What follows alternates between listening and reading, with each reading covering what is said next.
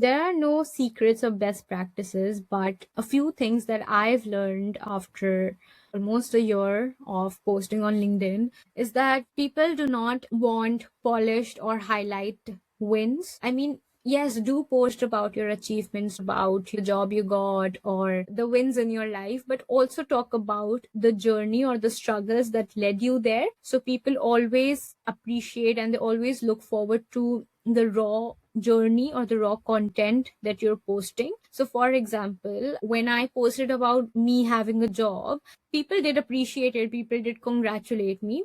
But when I started talking about the struggles an international student faces when they're looking for a job in any international setting, or for example, how difficult it is for international students to just stand out amongst the crowd, or just the struggles of being an international student, like the financial struggles, the emotional struggles.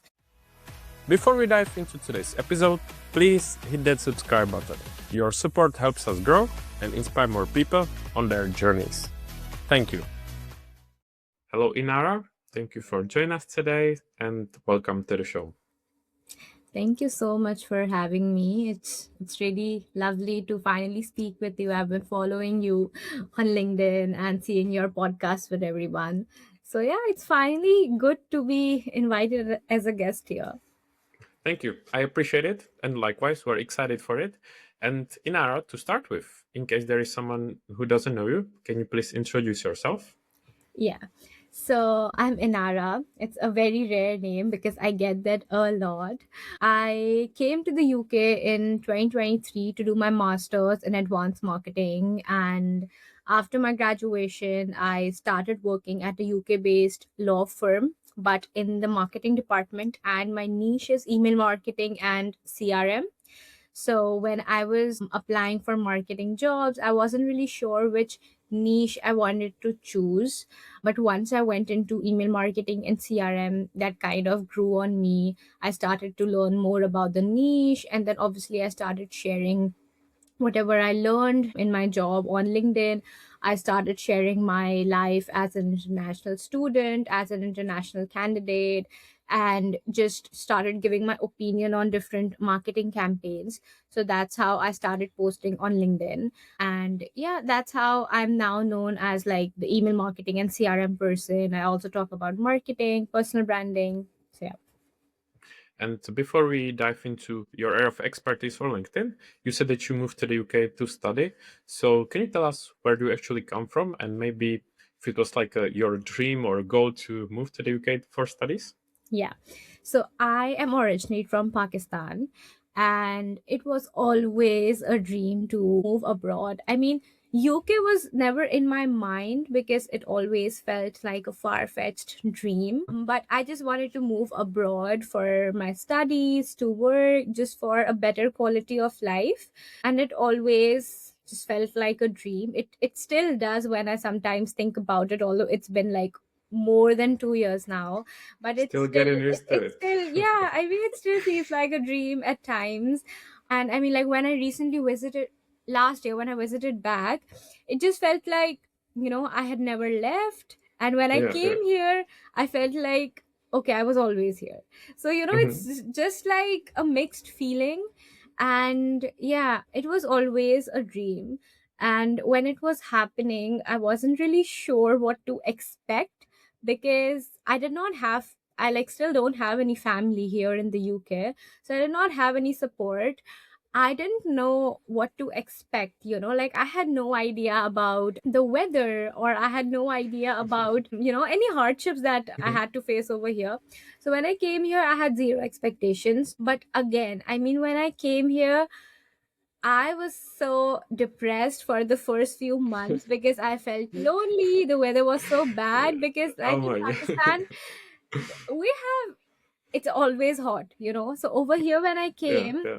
I It's just like a felt total opposite. it's totally opposite, and I was Mhm. always surrounded by family. So I mean, it was literally a 360-degree change for me when I moved here.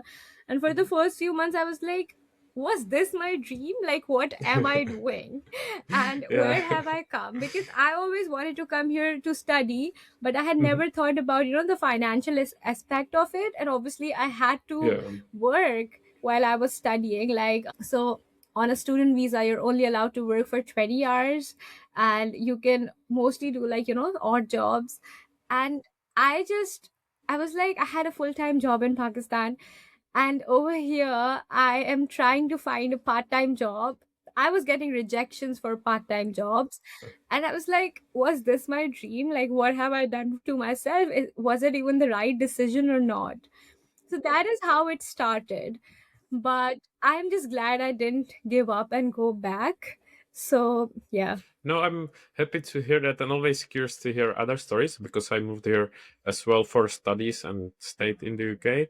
So, although for me it was a different experience, moving from different country but still Europe. So I can Yeah. imagine for you it's much different. Yeah. Move across the whole world and kind of culture shock or shock around everything. Exactly. Not mentioning the weather, I completely agree with that. It's it's not a fun one, but of course it's a bold move and great decision in your life. But at the same time, truth is that's what you said. It's not as polished and as easy as it might sound because obviously it's a shock. You need to make money to live here. It's expensive in big cities in the Exactly. UK, so that's the reality at the same time. Yeah, no, because like a lot of people, I see a lot of people. So, I mean, the quality of life in Pakistan is honestly not that great right now. I mean, if you need growth, if you need stability in your career, you have to make such bold moves. And Mhm. the only thing that I see right now is that people just say that we want to move abroad, but they don't really have a practical plan. I mean, and I think that was the same case with me. I always wanted to move abroad, but I never really thought about how I'm going to survive when I go there. Like, once I go there, obviously I need to have financial stability as a student. Even if I've paid my fee, I have so many expenses, right? How I'm gonna cover that? And I didn't really, take any advice in that regard. As in, so Mhm. I moved to Liverpool, and Liverpool is not a very big city. So obviously, my options were very limited over there. And I hadn't done any research about the city, about how I'm gonna find a part-time job. I mean, I could also apply to, university jobs, but I had no idea those jobs existed. So I think people should really do their research before moving and should look at these, practical things rather than just looking at the glamour that people post on social media about moving abroad. I agree. And the reality is that studies itself take a lot of time. It's stressful as well. And Exactly. on top of it, you need to survive. So find a job. And I assume that you also want to have some kind of life on the side. So it's better to prepare and not to underestimate everything. I And agree. out of curiosity, what was then the reason for moving specifically to the UK? And then, as you mentioned, also specifically to Liverpool? So, I mean, I had different options, honestly. So I had, like, UK. I had also applied to a few places in Europe, like in Germany and Italy. I had also thought about the US and Canada, but the master's degree over there was, I think, for 2 years. And obviously, it was like I had to invest double money. So that is why I chose the UK, because the master's for was for 1 year. So I applied like in Europe and in the UK. But obviously, like, since I really wanted to do a marketing degree in Europe, there was a language barrier. I mean, wherever I was applying, there was a prereq for me to know, either German or the specific language. So Yeah. that is why I couldn't really, I mean, I did try, but the application didn't go through, which is why I then chose the UK. So I had a lot of different options in the UK as well. Like, I had applied to many different cities and universities based on the scholarship. And because obviously I couldn't afford the entire fee. So Yeah, scholarship yeah. for me was the main reason. And other than that, I had also chosen like different low tiered universities in case I don't get scholarship.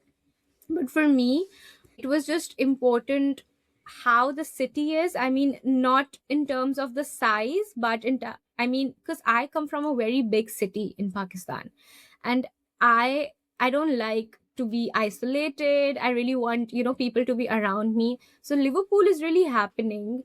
And I mean, it's just known for its nightlife. And I just talked to people who had gone to the same university. Like, I found people on LinkedIn, I talked to them, and that is how I chose Liverpool, because I had the option to choose between Exeter and Liverpool. Mhm. And yeah, I just thought that Liverpool is a better option for me. I mean, after looking at the scholarship criteria, the financial criteria, I then chose Liverpool. I didn't apply to London because I thought it would be too expensive for me as a Yeah, yeah. student to bear, I mean, the daily life of London. But I kind of regret it now because Oh, I do really want to you? live in London. Yeah. I mean, you can always. I'm not Yeah. sure if you live in London now, but always can move there anytime. I'm manifesting that. And I'm not sure if you mentioned it before, but did you choose to study marketing because it was like one of the options, one of the available ones, or was it actually something that you wanted to study for your future career? Yeah, I mean, so for my undergrad, I did a very generic degree. Like, I did my bachelor in business administration and I majored in marketing.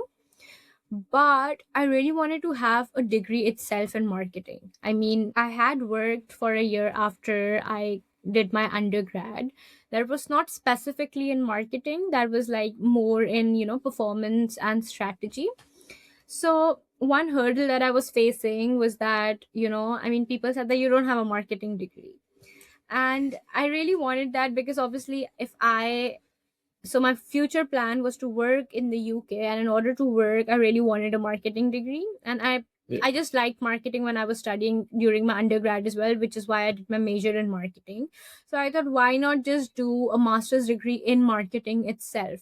So I was applying to basic marketing degrees, but I got rejected on the basis that you've already studied these courses. So then I had to apply for advanced marketing because Okay, okay. yeah, MSc marketing was a bit basic, basically for people who had never studied marketing in their lives, who are, just changing their careers. So which is why I then started applying for, like a bit advanced courses. Would you then say that advance was harder, or maybe thanks No, to your no? It was it wasn't harder. I mean, I think my undergrad was way harder than my master's, because I mean, it was harder in a sense that as a master's student, people just assume that you would know stuff, especially when you're doing an advanced course. So they're not really teaching you. You just basically revise concepts, and each course was literally just 5 weeks, which was nothing. And a okay. lot Yeah. of times I thought that I'm not really learning anything. I'm just trying to, complete the course or just attend the class for the sake of it. But I think, I mean, my dissertation taught me a lot because I always liked doing research. And during my dissertation, so we had to do secondary research, and it was like a very open ended thing. Like, I had to choose the topic myself. It should be like just related to my interest. And that is when I really enjoyed my master's degree, because in my bachelor's degree, I didn't have the option to do dissertation. Yeah. That is when I really enjoyed it. Plus, I think it was important for me in a sense that I got to know about the UK market, because when I first moved here, obviously, as a marketer, it is so important for you to know what market you're working in, right? And I knew about the market in Pakistan. I had worked over there. I knew all about marketing concepts, but I did not know about, the people over here, the market over here, how it works over here. And obviously, when I moved here, when I learned those concepts and when I learned everything in those classes, I also used to observe, like we had many assignments where we had to just observe people in supermarkets, on roads. And I think that exercise and just doing that made me more confident in my marketing opinions, especially when it comes to the UK. So I think in that regards, it was a very good step for me to choose a marketing course, because my concepts got revised and I just got to know better about this market in specific. I like it, and it all Yeah, makes sense to me. And I would just add that I think what's also a great kind of addition or advantage is networking aspect, because thanks definitely. to studying such a course, you get to know whether it's your classmates, tutors, or people from outside. So really helps you with connections, and you never know when it might be Exactly. helpful in the future. Exactly, because I mean, connections in terms of marketing as well as just meeting people from around the globe, because I was the only person in my class who belonged to Pakistan. There was no other person. So I had all new friends, I mean, from different nationalities, and I just learned so much from them in general, like from their culture. And I just never felt lonely over there Yeah, yeah. because everybody was in the same boat. Everybody was just trying to make new friends. And then, obviously, in terms of marketing, I really regret not starting personal branding earlier, because the connections that LinkedIn has given me, I think it would have been great in my student life. But Yeah. regardless, I think, yeah, definitely it did increase my connections. And I think, yeah, moving to the UK has just changed me as a person. I'm firstly happy to hear that it helps you in such a way, and I can honestly just say that I can relate from my own experience as well. So that's why I'm always curious to hear about other stories. And before I ask you Ishod, about the personal branding or when you started with LinkedIn, what was like your thinking about once you graduate, once you finish your masters, about starting a job? Because it's quite a important topic as well that many people underestimate it and think that once I finish my studies it's going to be easy. But I think the reality is that it's not that easy. It takes some time and it's very important. So what was your plan or your thinking then, that once you finish, where or how you're going to work, find your work, etc.? It was nothing like, people say that, once you have a degree, it becomes easy. I realized that the job market doesn't really care about your degree. I mean, okay, it's an added bonus, but nobody would give you a job just because you have a master's in marketing. And secondly, I think the most important part that I missed was that I didn't really learn any practical skills or tools during my masters, because that is something that I should have done myself. I mean, obviously, just knowing marketing concepts and just knowing marketing in theory doesn't help you with job interviews or, in just upgrading your resume. I mean, the only addition that I had made in my resume was the University of Liverpool MSc in Advanced Marketing. But Yeah, that wasn't yeah. enough to land me interviews. And especially, it's a struggle for an international candidate to just stand out and just prove that, why you should hire me. And especially because they require you to know about the market or about the specific tools that are used over here. So I think that was the biggest hurdle for me, because I had started applying while I was studying, and I was very clear that I want to do a job in marketing when I graduate. I did not know what niche of marketing, so I was applying to very generic roles. And like I said, I was already working in Pakistan. Like, I had worked for a year and 4 months. So I was very confused what roles to apply for. Like, I was confused whether I should start from scratch or whether I should apply to mid level roles. At that time, I think I wasn't really applying to the correct roles. Like, I was applying to roles that I am still not eligible for. I don't know why, but I had no idea, because in Pakistan, obviously, every country has a different kind of like designations, positions. I wasn't really sure what level do I fall into. So I wasn't applying for the right roles, and I was getting rejections. But I think because I started my job hunting earlier, like while I was still studying, I think it was still 6 to 7 months left in my graduation, and I had started applying. I understood that I'm not doing it correctly. I understood what changes should I make to my CV. Or for example, if I was like just attempting assessments, I realized that this is not something I'm good at. This is how I should improve, or these are the roles that, I should be applying for. So after good 3 to 4 months, I started getting interviews. It was like very, very late, and I was super stressed.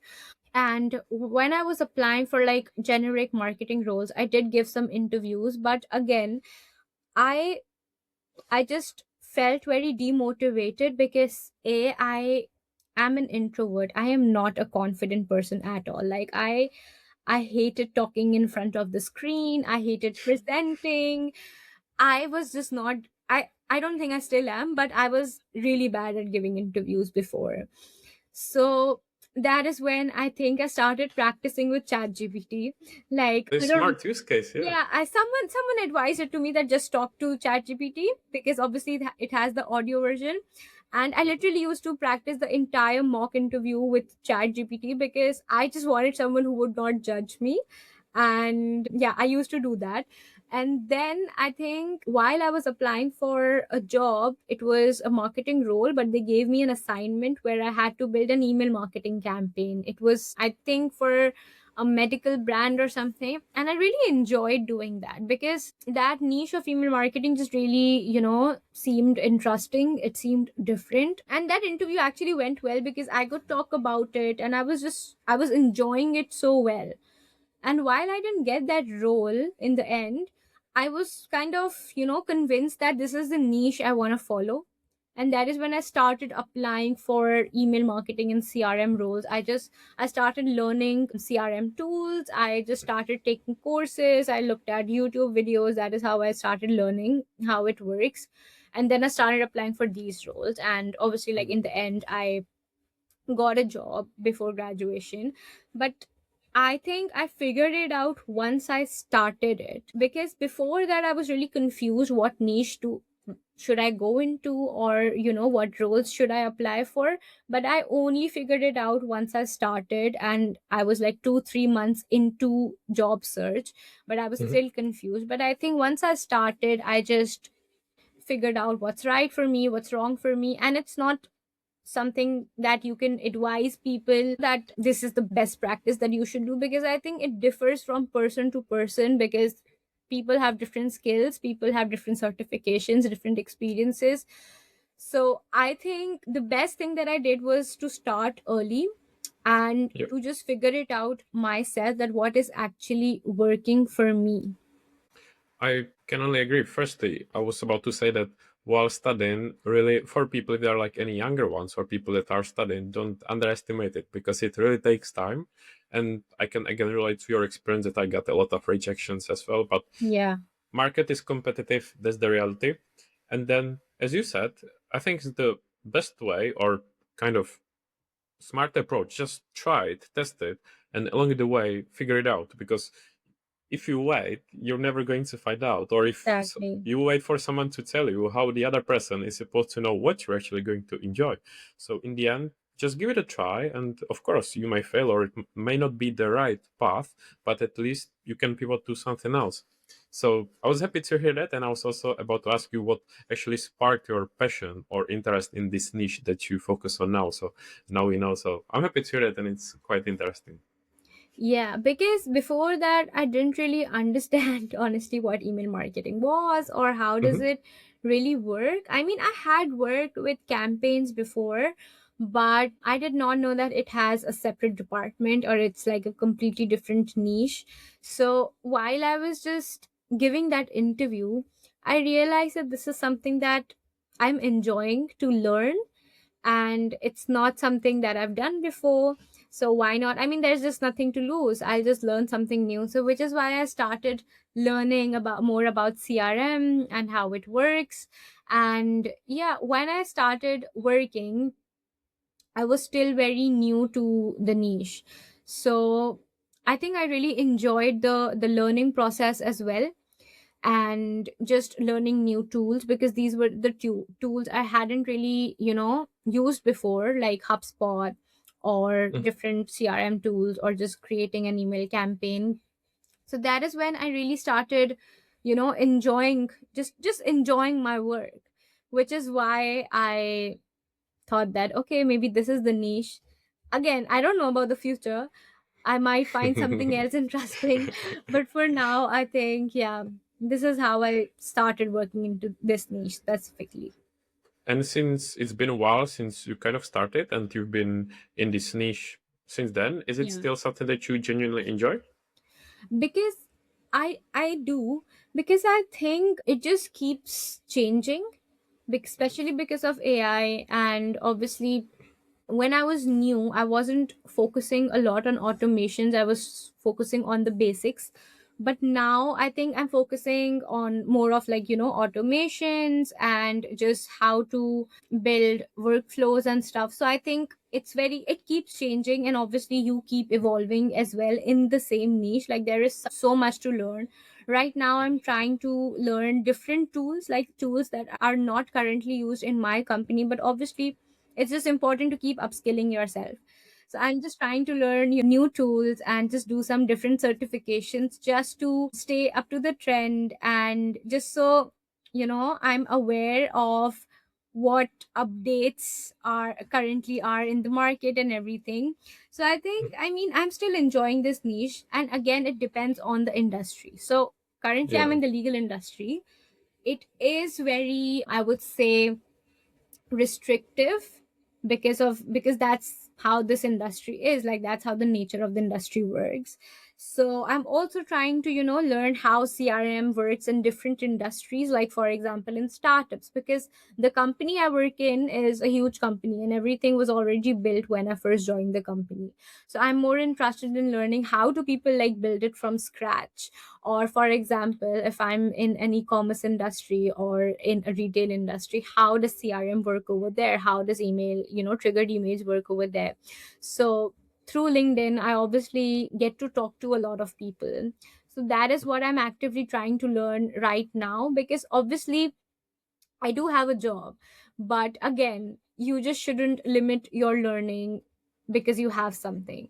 So I really think that that's helping me, because I am trying to learn about different industries, different tools, talking to different people. So that is how you have to keep it interesting. I agree, and keep improving kind of on the side, Exactly, because exactly. you never know.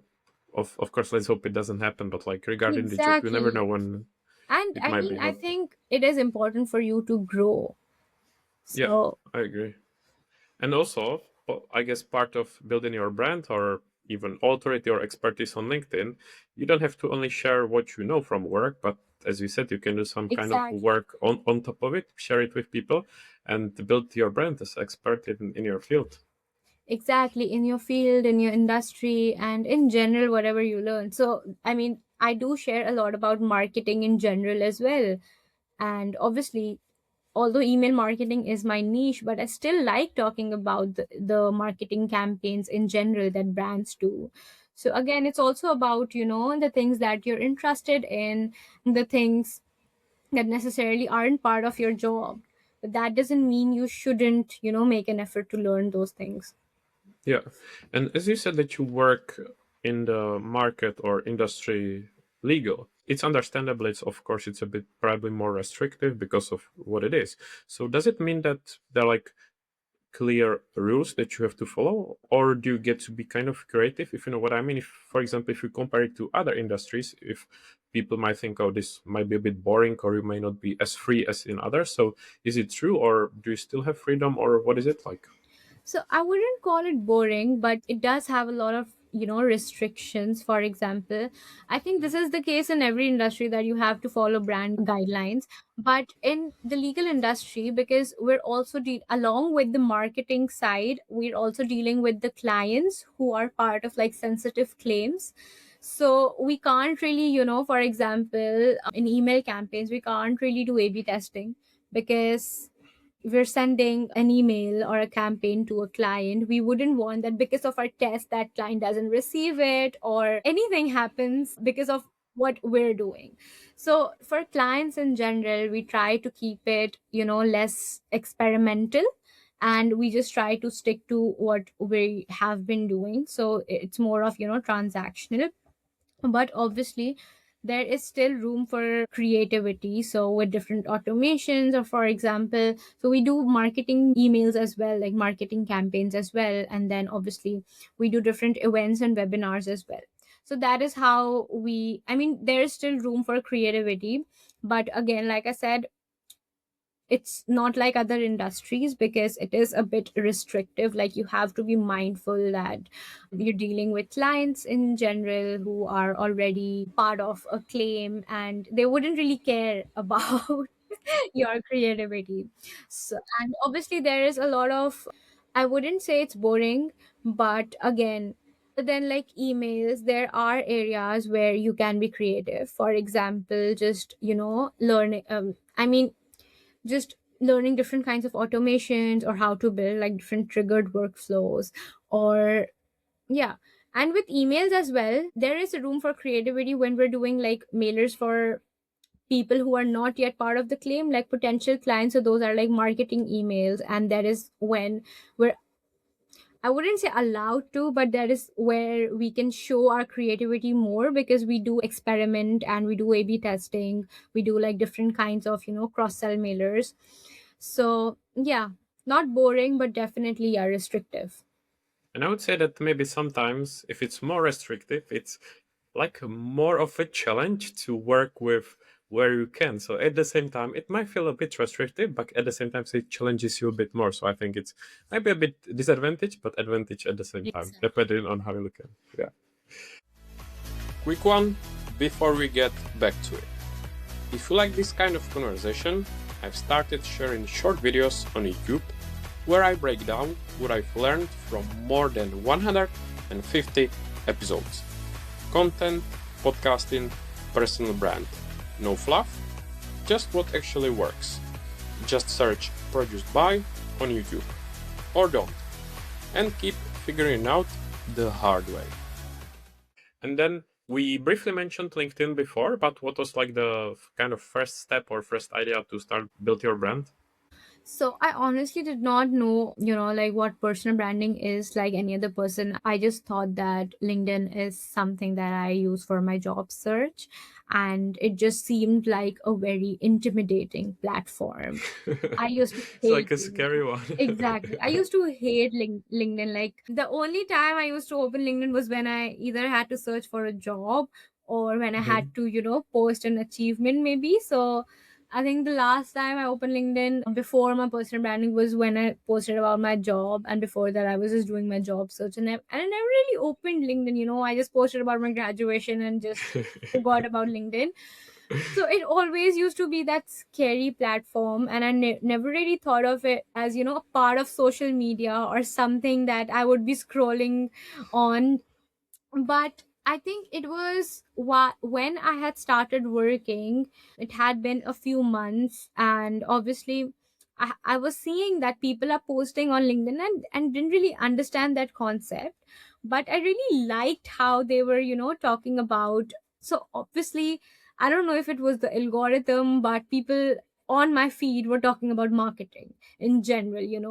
They were just giving their opinions, talking about different campaigns, and I just felt very fascinated because I got to learn so much just from their posts. And I just started feeling that, I've moved to this new country. I have learned so much from my journey. It might not be, as great as someone else, but there were so many things that I wished I knew before I moved here as an international student, as someone who, struggle to find a job over here, and for someone who works in marketing. I just thought that, I wish I had just come across such posts earlier maybe, or someone had guided me in this way. So I thought, like, why not just start talking about my experiences as an international student. I wasn't confident about me talking about marketing back then because it was still very fresh. I just thought nobody really cares about my opinions, which is why I thought I'll just start, talking about what I've learned as an international student. So I remember my first post was literally, what I learned as an international student. Because obviously I had such a different writing style back then. And I just talked about that in general and closed LinkedIn. And when I opened it the other day, I saw that, so many people had liked it, commented on it, that this is so relatable. And those were like strangers, and they were talking about how they could relate to my journey, and nobody really talks about the struggles. Nobody really told them that this is what they're signing up for. People started messaging me as well, and I was amazed. I was like, I did not know that it would be so impactful. So I just started posting. It was like very low key, so I started posting once a week, and I used to post about whatever I learned as an international student. And then, I mean, I wasn't really sure what I'm doing because people at work used to say, "Oh, we saw your LinkedIn post." And I used to get so awkward because I don't know, I just did not know how to react or did not know what Yeah. to answer when they asked me, "Why are you posting on LinkedIn?" or "Why are you doing that?" Because I think now people do have awareness, but I was still new to it and I did not know how to explain it to them that, oh, I'm just doing it for myself to feel confident, because I did not have any goal in mind that I have to earn money or I have to, just get more projects. I had no goal in my mind. I just thought that I'll feel confident if I talk about my journey. But then I think because like it had been a few months in my job, I thought why not start to talk about marketing in general, what I'm learning about marketing. So I started talking about, how my perspective changed once I moved from Pakistan to UK in terms of marketing. So started talking about the UK market. I started talking about, how my perspective changed as a marketer, what differences I felt when I moved from one country to another. I started talking about the different campaigns. I started, just meeting people. And then, like, in a very subtle way, I started talking about my niche in general, which is, I think, yeah, after that I was invited to I think a meetup for email marketing and CRM people. And I was very scared because I was still very early in my job. I did not know if I meet someone from my industry or from my niche, what would I even say to them. But when I met them, I just felt so confident. I felt so good because everybody was so welcoming.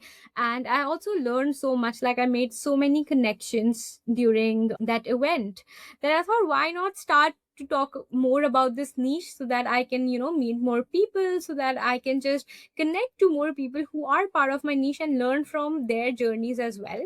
So after that, I started talking about whatever I'm learning in email marketing and CRM and the legal industry in general, because again, it's thought to be as a very intimidating industry, a very boring industry, which is why I thought, I should talk about it, because this was the exact perspective that I had before I joined the company.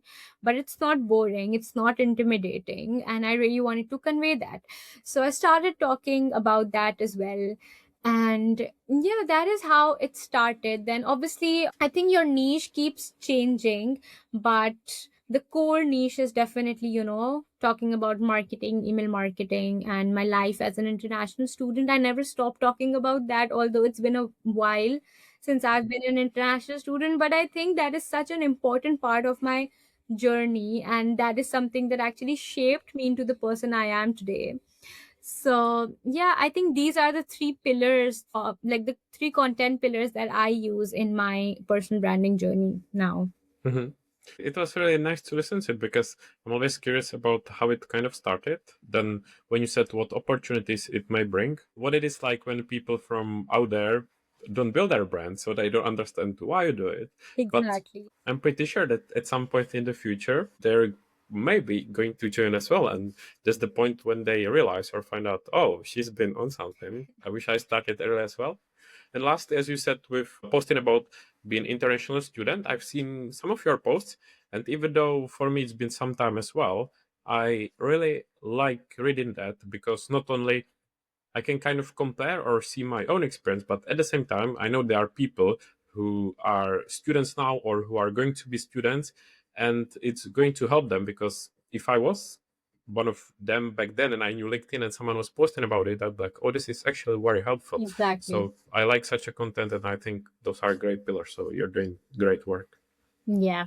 No, definitely. Because I mean, people reach out to me on DMs as well, just, seeking for guidance. So I actually feel good because I think that, okay, maybe my posts are impactful because, like, international students are reaching out to me. So, I mean, that's a good sign. So, Exactly. I agree. And Inara, just to be aware of time, I want to ask kind of lighter and friendlier question by the end of the recording. So, what is it that you like to do in your free time, or what are some of your hobbies? so I think I don't know if I have any hobbies or not, but in my free time, I generally just I don't know, like to binge watch Netflix.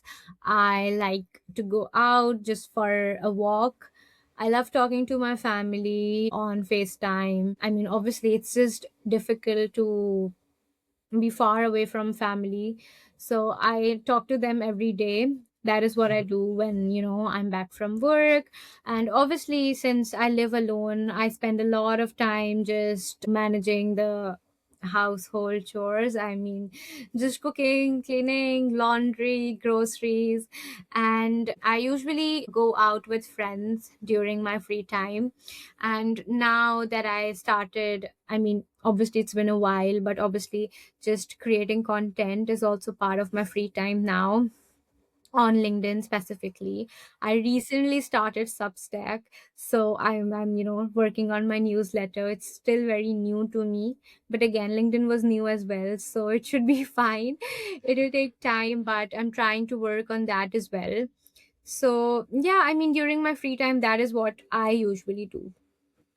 I mean, those many things that all of us need to do, like household things and Yeah. survive and live. And of course, important to stay in touch with the family because, again, I know what it's like as well. And one question that I actually forgot to ask you, and I would regret not asking, is if you've got any advice for people how to grow on LinkedIn. Because I'm sure that you get DMs like this of people are looking for any kind of secrets and stuff like that. So, what is like your advice, or what would you tell such people? Yeah, there are no secrets or best practices, but I think a few things that I've learned after almost a year of posting on LinkedIn is that people do not want polished or highlight wins. I mean, yes, do post about your achievements, do post about, the job you got or the wins in your life, but also talk about the journey or the struggles that led you there. So people always appreciate and they always look forward to the raw journey or the raw content that you're posting. So for example, when I posted about me having a job, people did appreciate it, people did congratulate me. But when I started talking about the struggles an international student faces when, they're looking for a job in any international setting, or for Mhm. example, how difficult it is for international students to just stand out amongst the crowd, or just the struggles of being an international student in the UK, like the financial struggles I talked about, the emotional struggles, those are the posts that were more raw, right? So these are the kind of content that people follow you for, because they Yeah. know that you're telling the truth. You're not just sharing your wins or the polished highlights just to gain followers, but you're actually talking about your failures, you're talking about your struggles, you're just being very authentic in sharing your journeys. Like where you're sharing your wins, you're also sharing what struggles or what failures led you to those wins. And it actually gives them hope. It gives them, they do learn from your journey. But a lot of times, for example, when I'm going through a hard time, I'm also looking for a little bit of hope. Basically, people talking about their struggles make me feel better, because when I'm struggling, I think, okay, maybe if they are winning in life after all these struggles, maybe my time will come too. So that is the kind of content that people relate the most to. And then I Yeah. think secondly, goes both ways. So when I first started posting on LinkedIn, I was just posting and not engaging. I wasn't, I mean, I was gaining followers, but I wasn't really networking with people. I wasn't talking to them. I wasn't engaging on their posts, and I expected people to comment on my posts, which is not the right thing. It was the same with me when I started. Exactly. I mean, again, I don't think it was my fault, because I was very new to the platform. I Yeah. was an introvert, and I didn't know what to really comment on people's posts. But when I started doing that, I actually saw the impact of gaining, like genuine followers, just meeting genuine people. And I don't know, but I started having that LinkedIn family, because the same people comment on my posts, and I love that, because I look forward to their comments, or they look forward to my comments on their posts. So it just started to feel very authentic and not forced. So I think these are the two learnings that I've had, that it goes both ways. If you expect people to engage with your posts, you should do the same thing. And secondly, you should be raw and authentic. I like both and I agree with both. The second one, it also helps you to build a community of your Exactly. people, which is very important. And the first one, it's a great point as well because you see pretty much majority or most of the people sharing wins, successes, this and that. But not everyone is courageous enough or vulnerable to share actually what is the reality behind the scenes. And I always say that when someone does that, who's not afraid, who's courageous and honest, it stands out to me because let's be honest and real, life is not just sunshine and rainbows, and the reality is that it happens to many of us. So those, I think those were definitely great pieces of advice. And Inara, can you please summarize where people can find you, follow you, and promote any of your services potentially? Yeah, so I mean, my primary platform is definitely LinkedIn. I usually post about my learnings as an email marketer. I also post about my opinions on different marketing campaigns, about my life as an international student in the UK, what I learned, and I try to help more and more people who are deciding to pursue the same path. I usually work with different brands on LinkedIn, like with brand collaborations. I haven't really started personal brand, like I haven't really started guiding people, but again, a lot of people reach out to me in my DMs just to ask for guidance on personal branding, or how do we start that journey on LinkedIn. So definitely people can reach out to me for that as well. A lot of people reach out to me in terms of marketing guidance, as in how to choose the niche and how to choose that right direction in marketing. So Yeah. that is something that I guide. I mean, that is something I help people with as well. Other than this, I have recently started Instagram and Substack. Those are not my primary platforms, but again, I'm just trying to grow over there. So I would love if people follow me, follow my journey over there as well. And yeah, I'll just see how it goes. Of course, and I will add any links to the show notes so people can check it out. And one more question actually, do you read any books? And if so, have you got any recommendations? I am not a reader, unfortunately. So I don't think I would have any recommendations. Yeah, I mean, I prefer watching movies and shows. I Mhm. recently completed Bridgerton, but I'm not a reader, so unfortunately, I don't think I would have any recommendations for people. No, don't worry. I just wanted to check in case, but completely understandable. No worries. Then, very last question. If there is anything I should have asked you and did not, any final message or piece of advice you would like to share with the audience before we finish? I think Yeah, I think just like people should never underestimate their dreams, because I mean that's a really random thought, but over the long weekend I was just, going through my old photos, and obviously I was just thinking about my life back in Pakistan, which was different and I do miss it, but I was just thinking about the kind of person I was back then. I mean, if 3 years back someone would have told me that I would be sitting here in a podcast talking to someone across the screen, I would have been so shocked, because this was not the kind of person I Mhm. was. I always wanted to be. I mean, I wanted to be confident enough to talk to new people and just, post about my journey in general, but I never thought I would be that person. I obviously underestimated myself. I just wasn't confident enough, but it happened, and I never really knew that it would happen through LinkedIn, a platform I did not even use. So this was never the plan, this was never something that I had planned, but I had always thought about it, that I want to be a confident person who can talk to different people, who can just talk about her journey with confidence, talk about her struggles with confidence. But it happened in one way or the other. So I think one piece of advice would definitely be to not underestimate your dreams. If you work hard enough, if you're in the right direction, your dreams do get fulfilled in one way or the other, like maybe not in the way you want them to be, but if you look back in hindsight, they do get fulfilled. Mhm. It's a really nice message. again, something that in many ways I feel like I can relate to as well. Very happy for what you achieved.